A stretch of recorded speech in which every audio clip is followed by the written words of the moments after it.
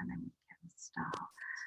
So for those of you that don't know anything about me, my name's Sophie. I'm a member of the Time to Think faculty. Time to Think is Nancy Kline's business model, and it's all about this beautiful work called the thinking environment, which is how and what do we need to think really well for ourselves so we're able to flourish.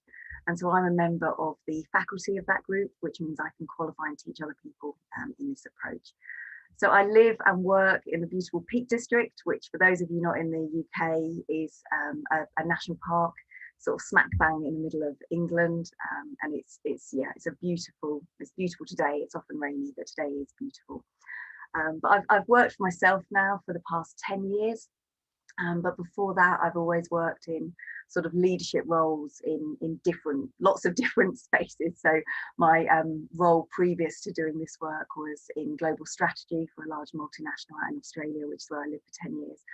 And then in my very dark and distant past, I was an officer in the Royal Navy, which is a whole another story. But teaching the thinking environment is what I've done now for 10 years. And I'm really passionate about how amazing and simple it is, and yet how rare it is that we get a lot of these, conditions I think we need in order to flourish. So today, these are the things we're going to be covering. So giving and receiving appreciation with more confidence. If you struggle to find the words that you want to use when you're appreciating people, this will also be hopefully covered in some way.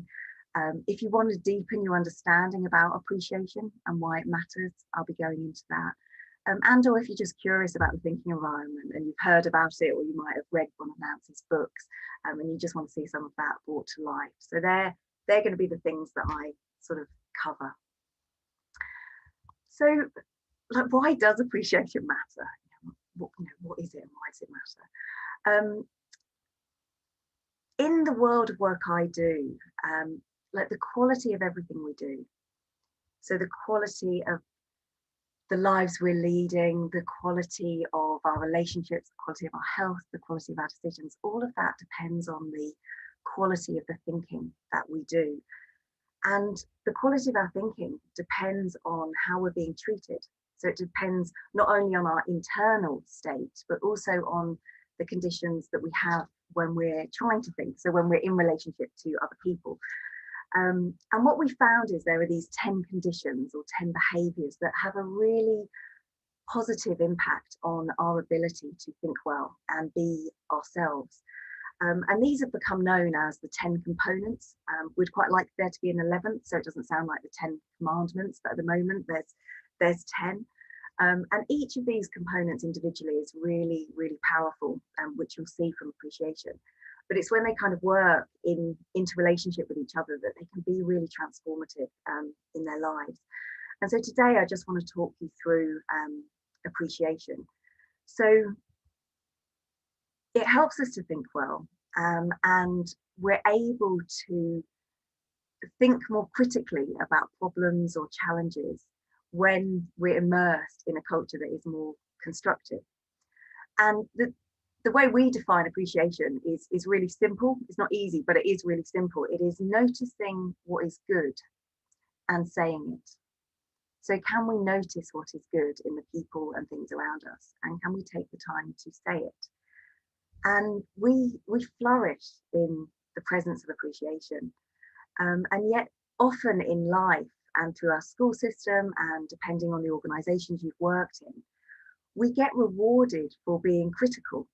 So for finding the gaps, for challenging, for solving the problems. So for always kind of like critically scrutinizing. So that's what's kind of seen as good skills.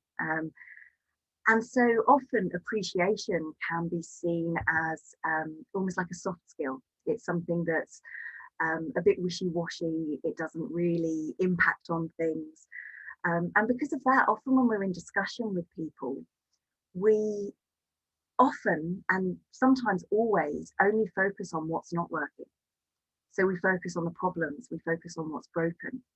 And yet, ironically, we're much more able to think about the problems and the challenges if that's done within the context of what is going well and what we value in each other.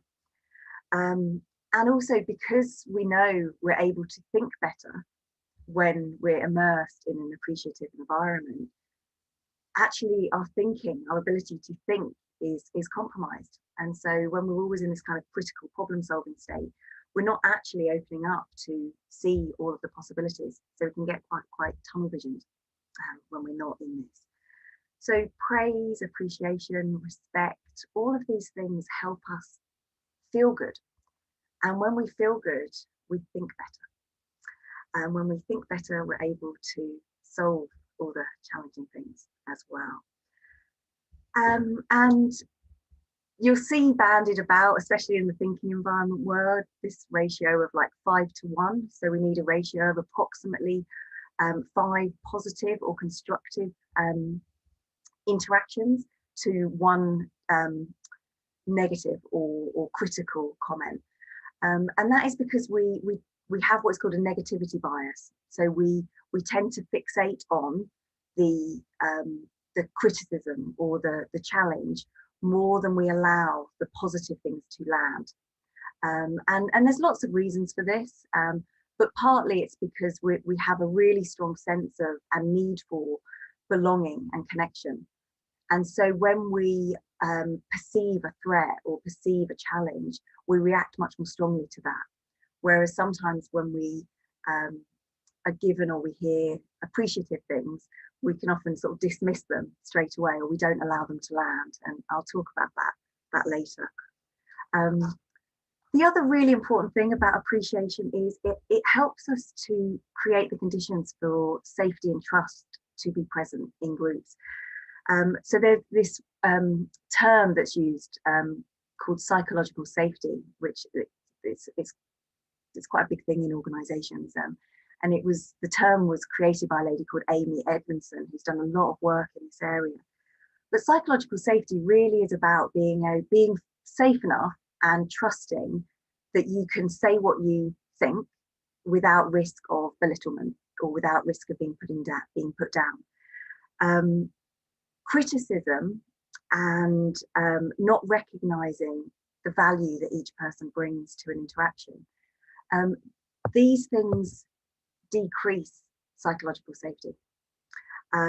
Whereas appreciation is one of those things, it's almost like a foundation stone. When you have a really high appreciative culture, we tend to make more positive assumptions. So we tend to, we're able to criticise, we're able to have constructive dialogue and discussion with each other because we've got this sort of bedrock of appreciation. So we know we value each other, we know that we're valued for who we are. And so we're then able to challenge and critique each other much more constructively. So yeah, there's lots of reasons why, but I think even if you just go back to it feels good, like that in and of itself is, and we'll all know that, like you will have had a sense of when you were appreciated, and just how delightful that feels, and how it really kind of lifts your mood and lifts your sort of sense of possibility.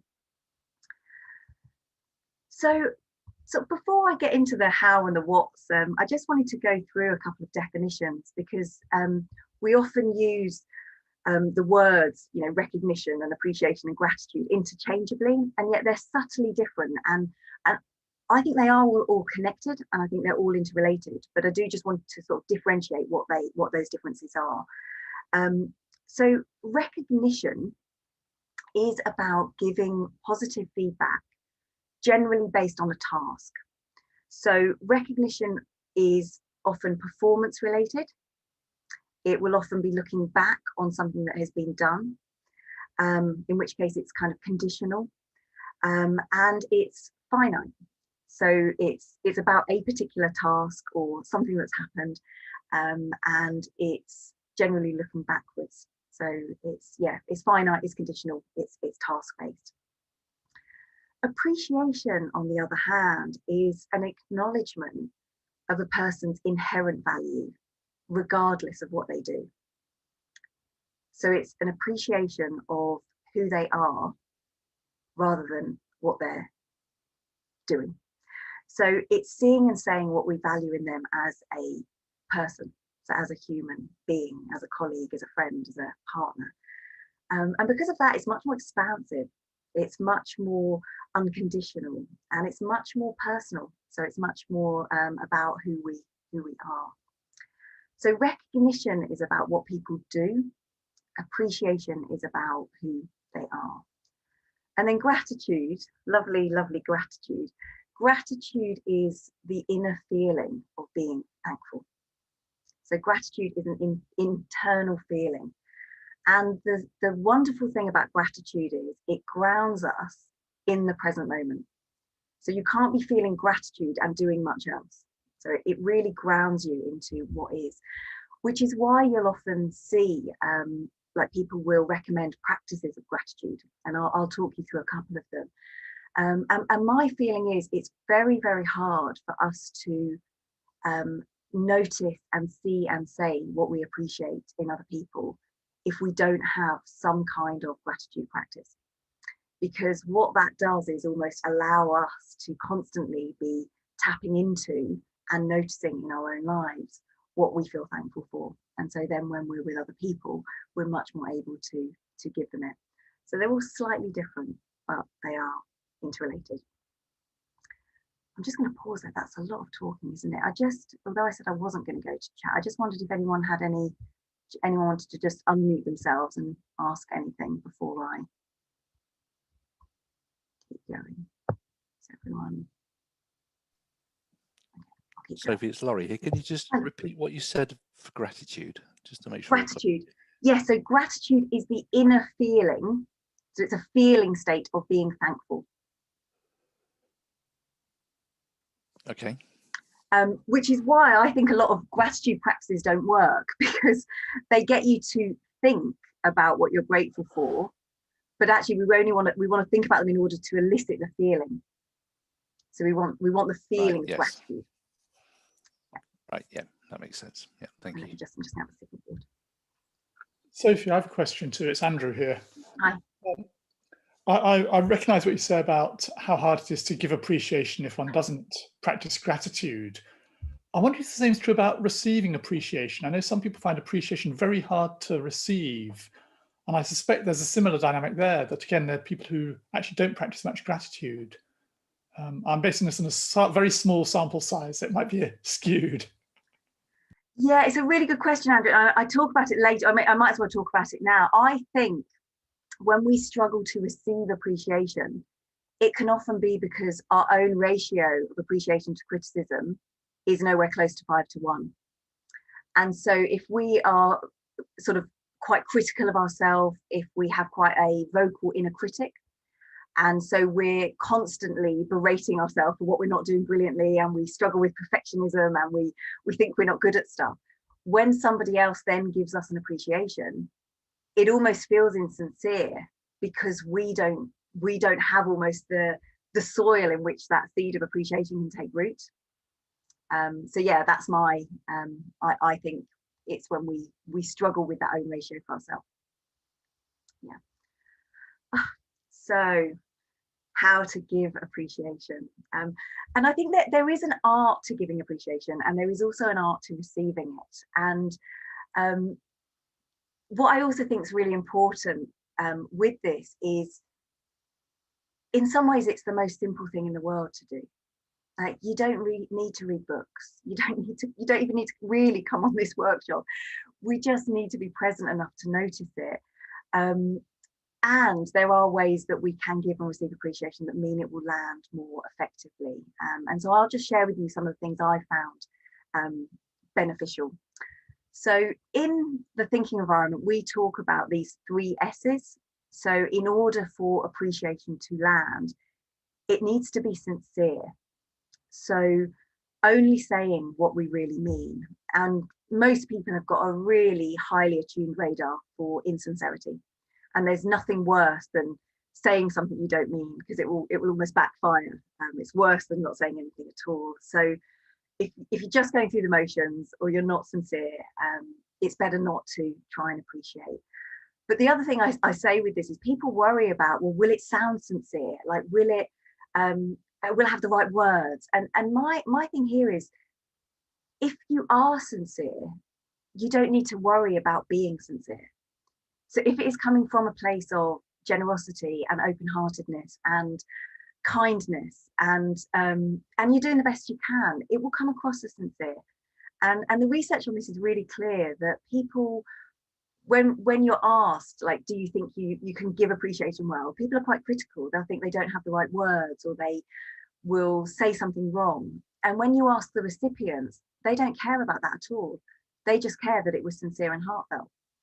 And so it's just not worrying too much. If it is sincere, it will sound sincere. So that's the first is. The second is specific. So trying to be as specific as you can about what you appreciate. And almost paradoxically, what that allows for is, the more specific we are able to be in our appreciation, the more generally somebody can apply that to their life or their work.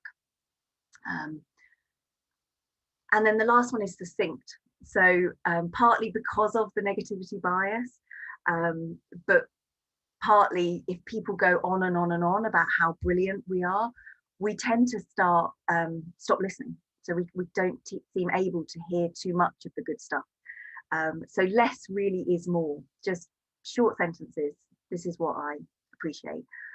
And the way I kind of frame up my appreciations, or at least in my head, is I use this acronym called TAG. And the first is, the T just stands for thanks. So just saying thank you for something. So it might be, thank you, that was a brilliant presentation. Stop. The A is then, so what do I appreciate? And this is the bit I think sometimes we struggle with. So we can say, well, that was a great presentation. And then it's like, so what is it that shows me about that person? And so the A there is it, I really appreciate your thoughtfulness in how you put that together. Or I really appreciate how you were able to bring such complexity and make it really simple. Or I appreciate how generous you were.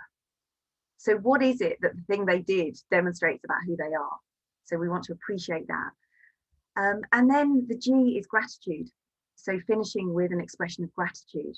And I tend to do that as I feel. So thank you so much. I feel far clearer in my understanding, or I feel really seen, or I feel really valued. So the tag is the thanking, then appreciating somebody, and then finishing with a gratitude. And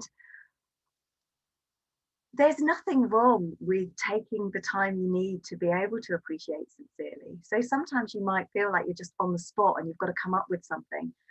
And I would always say there, like, you can just say thank you at that moment. So you can just say thank you, I really enjoyed X, and then you can go away and do some thinking about, actually, what is it I really want to appreciate in that person? And you can follow up with a note or an email or a text or a card. So it doesn't all have to be instantaneous and urgent. Like, if you can't think of something that's sincere in that moment, you can just take your time and then follow up. And the other thing with appreciation is, people tend to think of it as only being words. So words of appreciation. And we tend to appreciate the way we like to be appreciated. So if you like somebody saying, saying something about you, like, that's how you'll generally appreciate. But different people like to be appreciated in different ways and at different times and in different contexts. And so it's just kind of, I think, broadening out our understanding of, like, what does appreciation look like? And for some people it's words, but for other people it's you taking the time to follow up with them, or send them a text or a card or a note. Appreciating somebody is calling them. Appreciating someone is your time. Appreciating somebody is remembering it's their birthday and sending them something, or just touching base. So there's loads of different ways that we can appreciate. And it's one, finding something that feels authentic to you, but also then not assuming that what feels authentic to you is what everybody else wants, because it sometimes won't land. And I think that's partly it. Sometimes you're given appreciation is really sincere and succinct and specific, and it still doesn't land. And you're like, oh, And it might just be that actually in that moment, the person wasn't receptive, or they weren't at ease, or they didn't feel comfortable. But it doesn't mean you did something wrong. It just meant for some reason it didn't land. Yeah, I think we've got time. I think any questions or any thoughts on that before I?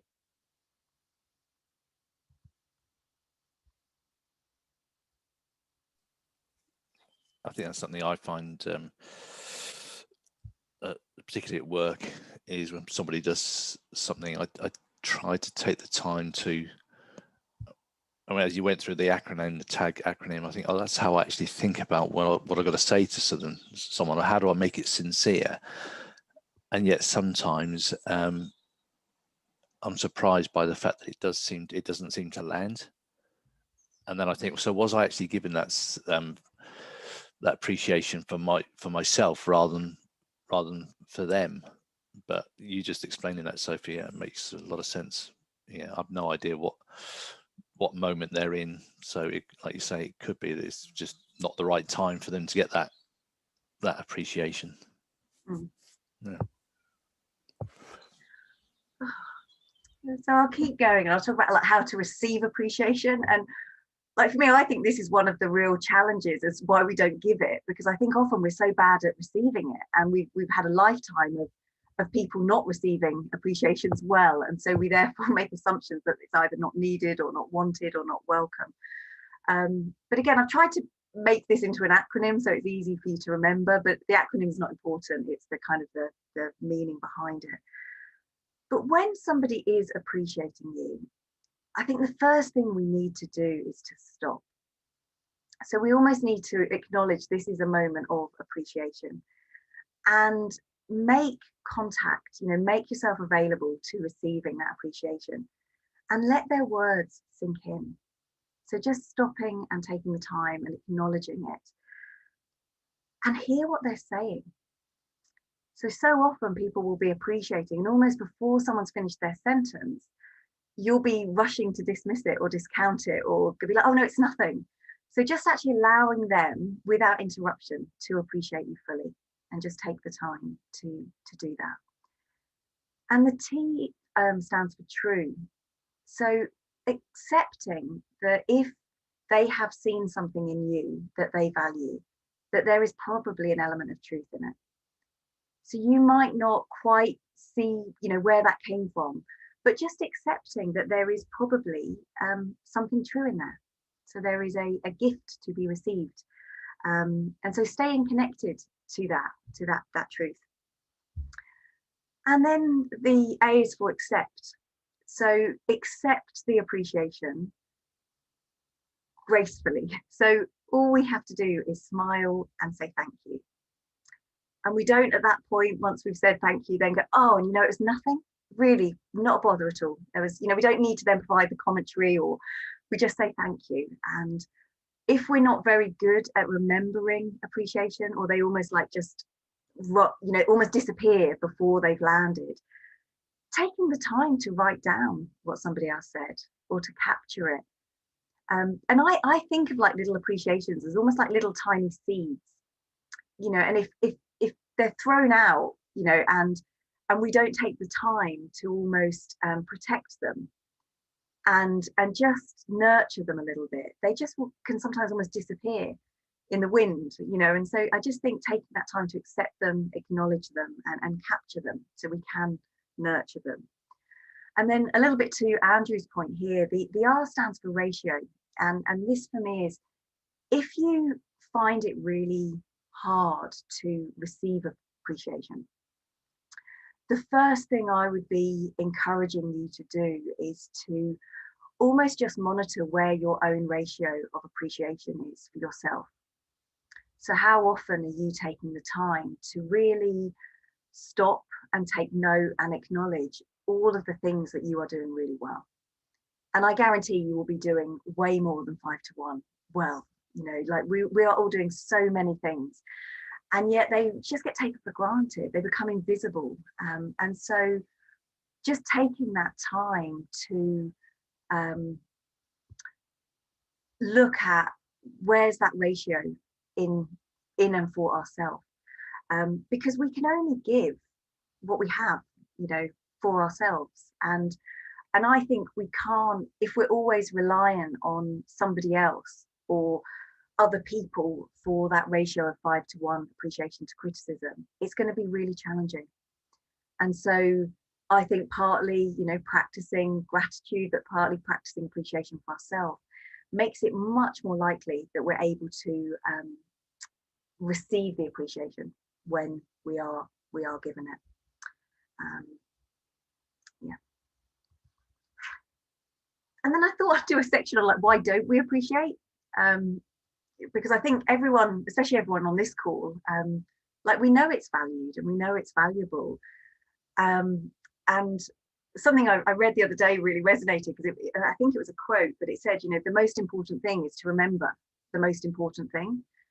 And that goes to like my first point in this. I think what most stops us appreciating, so stopping and noticing and saying what we're appreciating others, is time. Is people are so busy, we're overwhelmed, we don't stop for long enough to actually recognize what we already have and recognize the amazing people and things that are around us. So we don't stop for long enough. And for me, that's a constant practice of prioritizing what's most important. Because my default, and you'll all have a slightly different one, my default when I get busy is I default to task. So I just get stuff done. And I forget that actually most of the time people don't care about the stuff I'm doing. They care about how I'm making them feel. And they would much prefer me to do a lot less and appreciate them a lot more. And so for me, remembering is that what's most important, like right now, what is most important. And I had a really interesting, when we had the second lockdown, so when we had that latest round of lockdown in the UK, and so we got told on the Sunday that the kids weren't going back to school, and it was all just a bit of a kerfuffle. And I spent about 2 weeks being quite resentful and quite angry, which aren't emotions that sit particularly comfortably with me. And then what I realized one day was, when I was so caught up in my anger and my resentment, what that had blinded me to was how much I had to be grateful for and how much I had that I already appreciated. And almost once I could see that, like all the anger and the resentment just disappeared, because it was like, of course. But I had to stop myself and bring myself back to noticing that I was in this kind of cycle of resentment. So I think time is the first one. The second piece is around we fear not doing it right. So we think we're going to say the wrong thing, or we think we're not going to have the right words.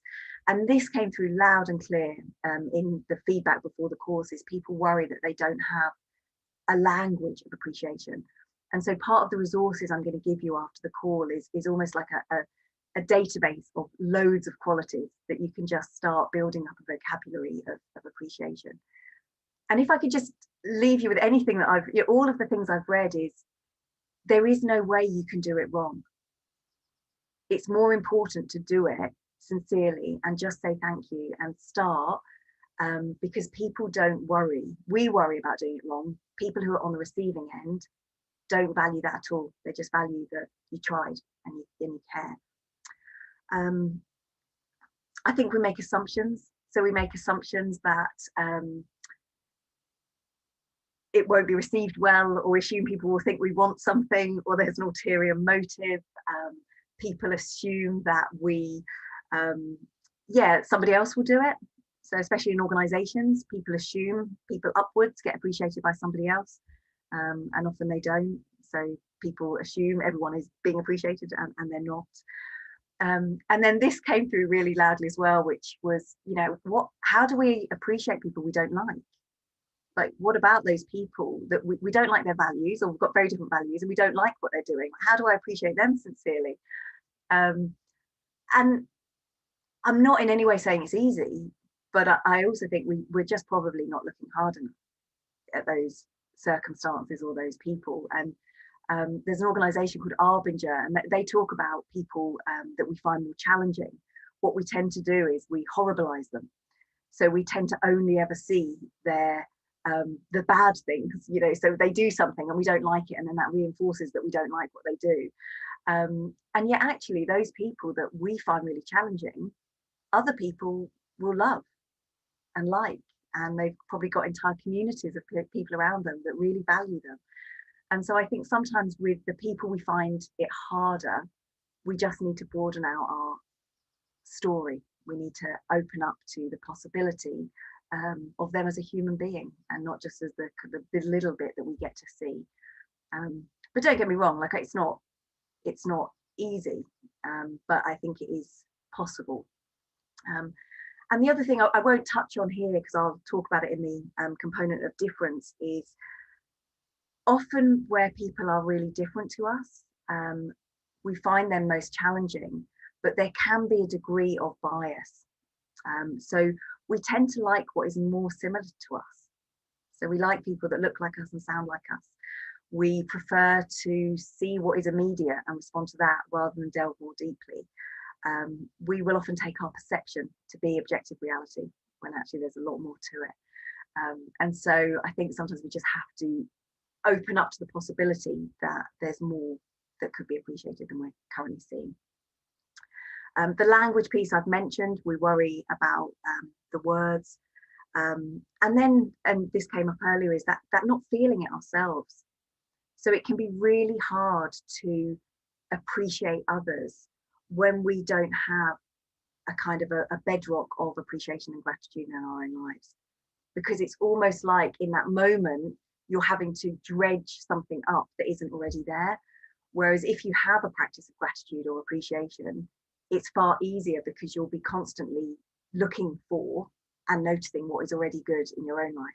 And so you'll naturally then expand that outwards. So I've shared quite a lot. And so I wanted to just give you a few possible options that you could try after this call. I'm not suggesting you do all of them. You might not do any of them. You can come up with your own list, but these are a few nice places to start. The first one is to listen to somebody as an act of appreciation. So giving somebody your full, undivided, uninterrupted attention is an act of appreciation. So you can listen fully to somebody. You could do what I call a 3 for 7. This is very well researched, very well proven to make a big impact, so it's worth doing. But every night or every morning, depending on your schedule, set a timer for 5 or 10 minutes and write down 3 things that went well in your day. But importantly, you want to write down why they went well. So what went well and why they went well. If you struggle with a ratio of 5 to 1 appreciation for yourself, I would encourage you to do this for yourself. So write down 3 things that you did well and why you did them well, or what you did that went well. And if you do that for a week, it will have a knock-on effect for, I think they say, about 3 months. Even doing it once a week makes a big difference. But I would say as a practice, if you do it for a week, and then even if you did it once a week as a practice, it makes a really big difference. So what went well and why it went well. The next 2 are kind of odd, but they do work. They're really quite powerful. So the mental subtraction is think about something that you are deeply grateful for. So someone or something that you really appreciate in your life. And then think about all the ways that might not have happened. So think about the ways in which that person or that thing might not have come into your life. So it's almost like you take it away. Because again, what's been shown is we end up not seeing what is most present. So the things that we've already got that are amazing become invisible. And so doing this mental subtraction allows us to kind of focus back in on, actually, there is a lot of good that we already have. And I think the worst is similar to that. So thinking the worst is, think about something in your life that has been really challenging. Something where it was hard. You know, it might have been an experience, a heartache, a grief, a job loss. So something that has been challenging in your life. And then think about what that has allowed you to become. So what did you learn from that? How did you grow? How did you change? Because it's often from the things that challenge us the most that we cultivate compassion, and we generate wisdom, and we work out where our boundaries are, and we work out what's most important to us. And so sometimes it's just acknowledging that even these bad challenges can be really appreciative. And Corey, I loved your question on this. You know, how do we learn to appreciate not only what is positive in our life right now, but can we also learn to appreciate where we're challenged? Can we appreciate the people that challenge us, us and the circumstances? And then the writing a letter of gratitude, again, really well known, but very few people do it. But it's really effective. Thinking about somebody in your life that has had a really positive impact on you, and write them a letter and send them to it. They say the best thing you can do is read it out to them. But if that feels like a step too far, just sending it to them. And without expectation of reply, we send it with an open hand. But yeah, writing a letter to somebody. And I always just think, like, imagine how amazing that would be to receive.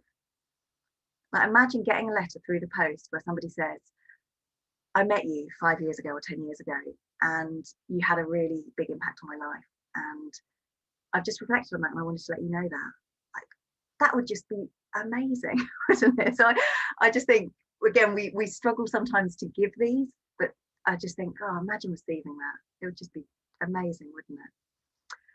And then the one thing I would love all of you to do on this call, and it's so simple, is just to send a thank you email or text to somebody who's been good to you.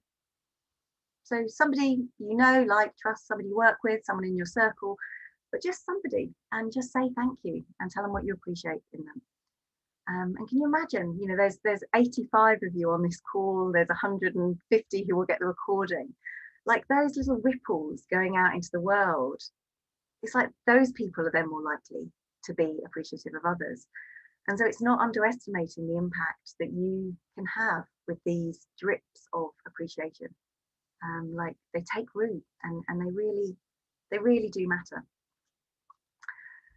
So just before we close, if you want to learn more about any of this, about me, about the thinking environment, there's a couple of ways we can sort of stay in touch.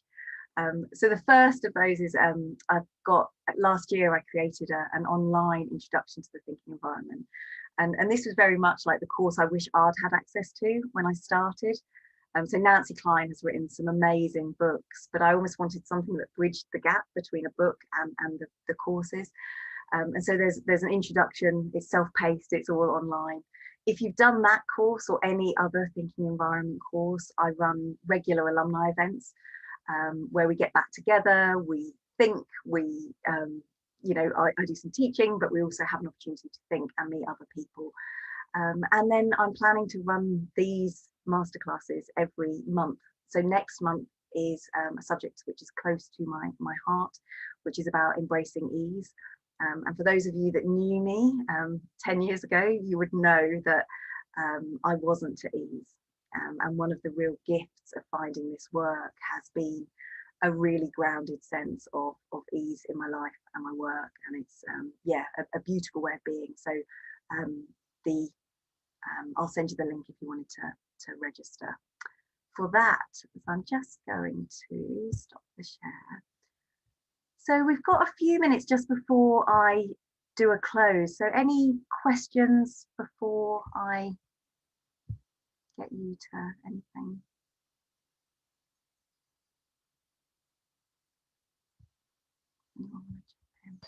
Hi Sophie, it's Anne-Marie. Hello.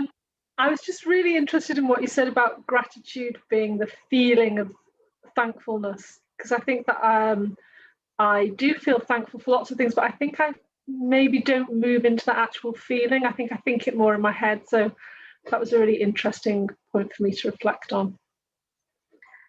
Yeah, and I think that's why it's almost like writing that second part of like, I'm grateful for this, and then just thinking about like why, almost forces us into like, oh yeah. Otherwise it can just become another task.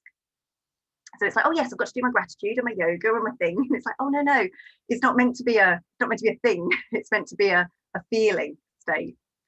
So, so just before we do close, I'm gonna put you back into the breakout rooms, and we're gonna do what I call a rampage of appreciation. And so you're gonna be with one other person, and you're gonna get, I'll do it for like a minute. You can have a minute each where, without filtering, you just get to share all the things that you are really appreciative for in your life.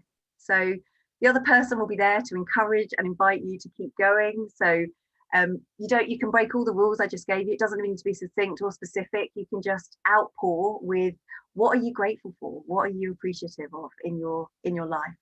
And so the rooms will be open for about 3 minutes, but make sure you each get a turn just before we do that. Let me just open these. Just recreate.